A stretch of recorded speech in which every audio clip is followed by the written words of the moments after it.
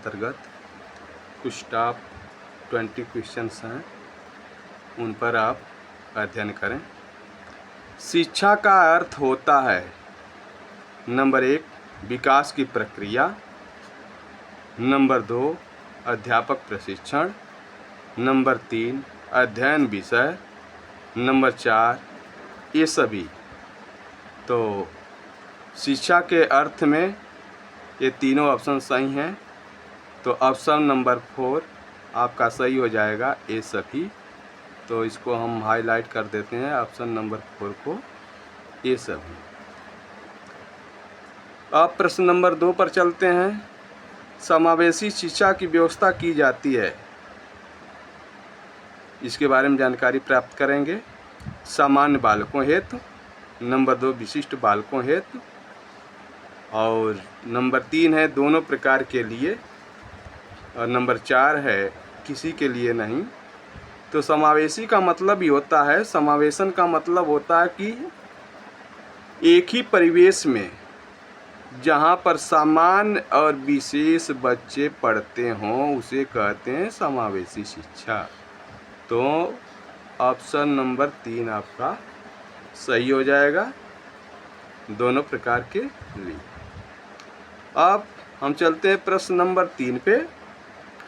एक समावेशी कक्ष को सही आकार देने के लिए एक अध्यापक को क्या नहीं करना चाहिए, तो इसके बारे में हम जानकारी प्राप्त करते हैं। क्या करना चाहिए और क्या नहीं करना चाहिए, तो इसमें नहीं है तो नकारात्मक वाला जो ऑप्शन मिलेगा हमको वही सही हो जाएगा। तो पॉइंट नंबर 1 है अध्यापक को अपने विषय में पारंगत होना चाहिए, क्या यह सही है?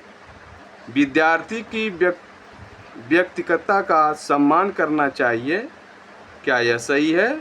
अध्यापक को विद्यार्थियों के प्रति सख्त तथा रूढ़िवादी दृष्टिकोण रखना चाहिए, यह आपका नेगेटिव आंसर है, इसलिए यही सही होगा।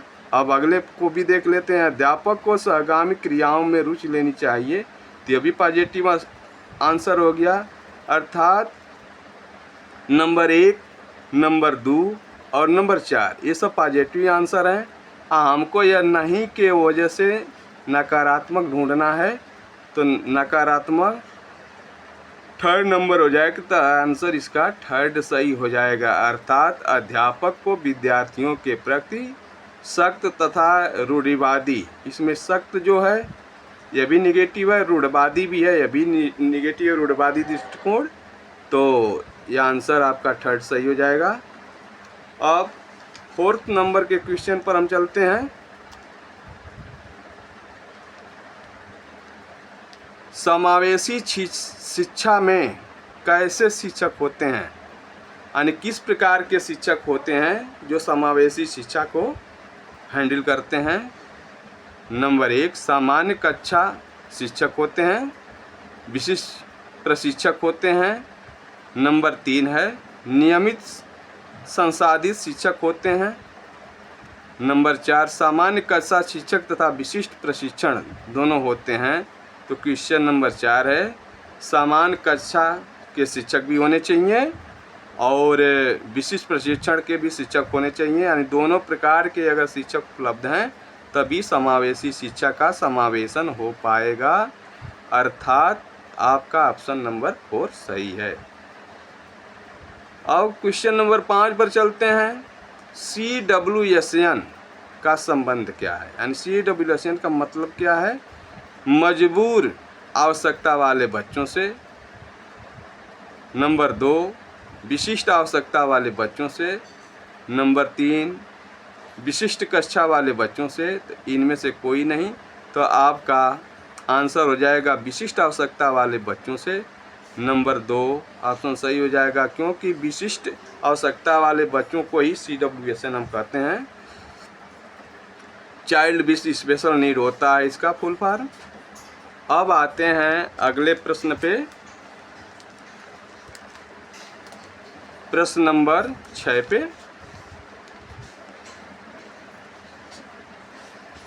2 कथन है और इन दोनों में यह हमें देखना है कि कौन सा सही कथन है और कौन सा गलत कथन है। कथन ए भी है और कथन बी है। अब हमें इन्हें ढूंढना है कि इसमें से सही कौन है कौन गलत है, या दोनों गलत है या दोनों सही है। तो कथन नंबर 1 है, समावेशी शिक्षा नियमित स्कूल प्रणाली से सभी बच्चों की शिक्षा की वकालत करती है, अर्थात यह पॉजिटिव आंसर है। तो यह मेरे हिसाब से का शिक्षा मनोविज्ञान के हिसाब से सही है। नंबर 2, समावेशी शिक्षा का उद्देश्य सभी छात्रों जिसमें विकलांग छात्र भी शामिल हैं कि विविध सीखने की आवश्यकताओं को पूरा करता है। तो कथन बी भी सही है। अब देखते हैं कि जो आंसर दिया है उसमें कौन सा सही है। नंबर 1 सही है कि 2 है कि 3 है कि 4 है। पहला कथन है, कथन ए सही है लेकिन कथन बी गलत है, तो इसलिए यह गलत हो जाएगा। और कथन बी सही है लेकिन कथन ए गलत है, तो यह भी गलत हो जाएगा। अर्थात कथन ए सही है और कथन बी दोनों सही हैं, तो यह ऑप्शन आपका सही हो जाएगा। इसलिए आपका आंसर बी हो जाएगा, क्यों चौथा नंबर भी गलत है। कथन ए और कथन बी दोनों गलत है लिख रहा है, तो ऑप्शन नंबर आपका 3 सही हो जाएगा। अब चलते हैं अगले प्रश्न पे। प्रश्न नंबर 7 देखते हैं, थोड़ा बड़ा है। समावेशी शिक्षा प्रणाली में पढ़ाने वाले शिक्षक के लिए इनमें से कौन सा कार्य जटिल नहीं है। नकारात्मक ढूंढना है हमें, निगेटिव अगर है प्रश्न में पूछ रहा है तो कार्य जटिल नहीं है यानी कार्य आसान है, तो उसी को हमें ढूंढना है। समावेशी शिक्षा प्रणाली में पढ़ाने वाले शिक्षक के लिए इनमें से कौन सा कार्य जटिल नहीं है। जो जटिल है उसको काट देना है और जो साधारण है वही सही हो जाएगा आपका, सामान्य जो होगा। नंबर 1, सभी छात्रों के लिए उपयोग की जाने वाली निर्देशात्मक रणनीति की पहचान करना। नंबर 2 है, विशिष्ट परिणामों के उद्देश्य से पाठ्यक्रम का विकास करना। नंबर 3 है, सभी छात्रों को विशिष्ट अधिगम आवश्यकता को समझाना।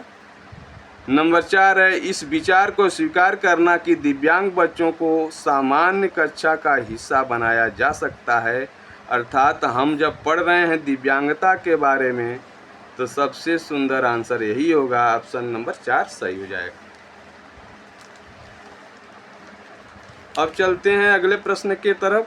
प्रश्न नंबर 8, डॉट डॉट डॉट दिया है, रिक्त स्थान की पूर्ति करना है। छात्रों को किसी भी क्षेत्र में उनकी क्षमता या कमजोरियों की परवाह किए बिना एक कक्षा और समुदाय में एक साथ लाती है और इन छात्रों की क्षमता को अधिकतम करने की प्रयास करती है।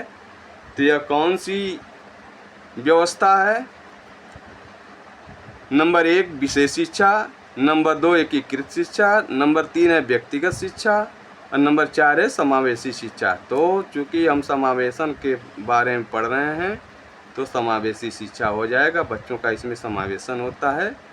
तो आंसर आपका 4 सही।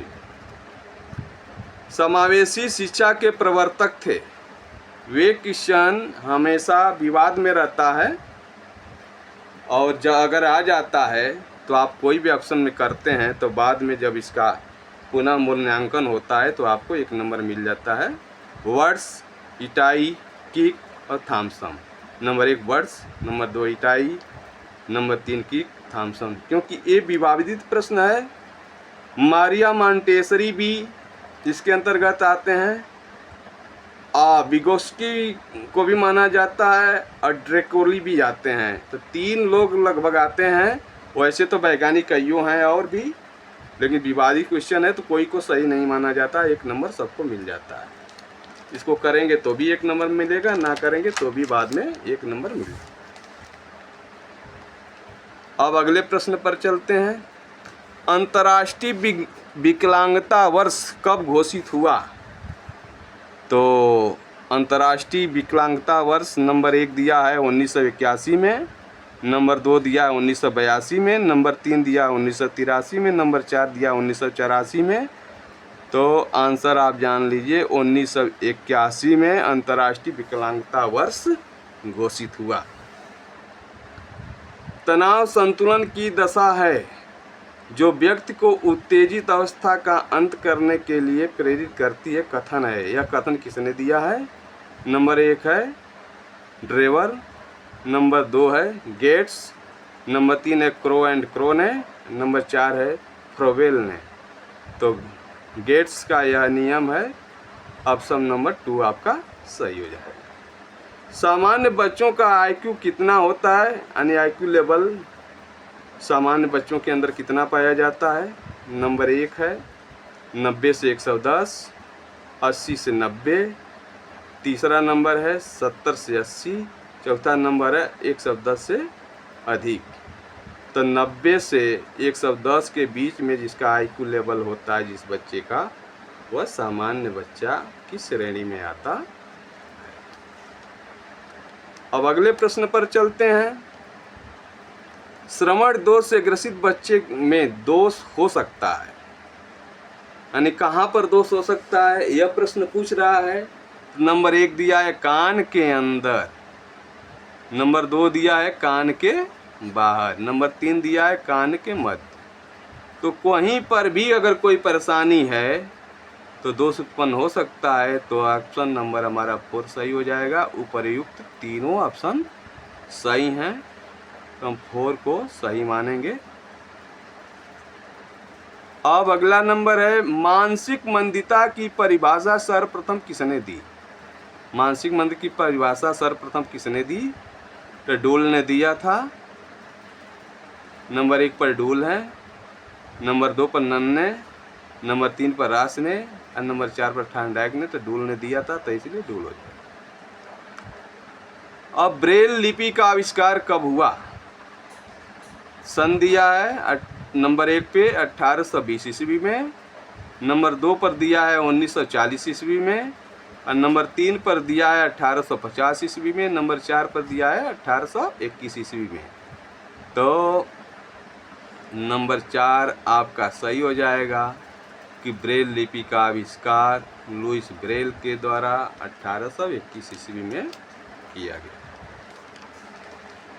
अब आते हैं अगले नंबर पे, प्रश्न नंबर 16। अस्थिबाधित बच्चों की निम्नलिखित में से कौन सी विशेषता नहीं है? अस्थिबाधित है तो एक ही विशेषता नकारात्मक हमें ढूंढना है। नंबर 1 है हकलाना, नंबर 2 है पाँव फिरा, नंबर 3 है मेरुदंड का वक्र होना, नंबर 4 है विकृत नितंब का होना। तो हकलाना जो है यह अस्थिबाधित बच्चों की विकलांगता की श्रेणी में नहीं आता है, इसलिए हमारा प्रश्न नंबर 1 सही हो जाएगा। अब आते हैं क्वेश्चन नंबर 17 पे। अधिगम का सर्वोत्तम रूप किसे माना जाता है? तो नंबर 1 है रटकर सीखना, नंबर 2 है अनुभव द्वारा सीखना, नंबर 3 है अनुकरण द्वारा सीखना, नंबर 4 है परीक्षा में अच्छे अंक लाना। तो सबसे सटीक उत्तर हो जाएगा अनुकरण करके सीखते हैं तो यह सीखना आपका स्थायी होता है, ज़्यादा दिन के लिए होता है, टिकाऊ होता है। अब अगले नंबर पर चलते हैं 18 पे। प्रश्न नंबर, ब्लूम के संज्ञात्मक क्षेत्र का सर्वोत्तम स्तर कौन सा है? ब्लूम नाम के वैज्ञानिक थे, तो उनका संज्ञात्मक क्षेत्र का सर्वोत्तम स्तर कौन सा था? मूल्यांकन, विश्लेषण, नंबर 3 बोध है, नंबर 4 ज्ञान है। तो इनका संज्ञात्मक जो क्षेत्र है वह होता है मूल्यांकन। अब ब्लूम से ही, ब्लूम के टैक्सोनॉमी का प्रथम स्तर क्या है? नंबर 1 है अनुप्रयोग, नंबर 2 है ज्ञान, नंबर 3 है विश्लेषण और नंबर 4 है संश्लेषण। तो नंबर 2 ब्लूम के टैक्सोनॉमी नंबर 2 पर आता है, अर्थात ज्ञान को कहते हैं। अब क्वेश्चन नंबर 20 पर हम चलते हैं। लास्ट क्वेश्चन है टॉप 20 क्वेश्चनों में से। तो यह वेरी इम्पॉर्टेंट क्वेश्चन भी है। तो प्रोजेक्ट विधि, कौन सी शिक्षण विधि सबसे अधिक शिक्षक केंद्रित है, अर्थात शिक्षक बनने के लिए यह जानना जरूरी है कि शिक्षक केंद्रित कौन से प्रयोग विधि है। तो पहला नंबर है प्रोजेक्ट विधि, दूसरा नंबर है व्याख्यान विधि, तीसरा नंबर है समस्या समाधान विधि, चौथा नंबर है चर्चा विधि। तो सबसे उत्तम होती है शिक्षक केंद्रित विधि, नंबर 2 सही हो जाएगा व्याख्यान विधि। अगर मेरी वीडियो आपको अच्छी लगी हो तो शेयर करें, लाइक करें और सब्सक्राइब करें। जय हिंद।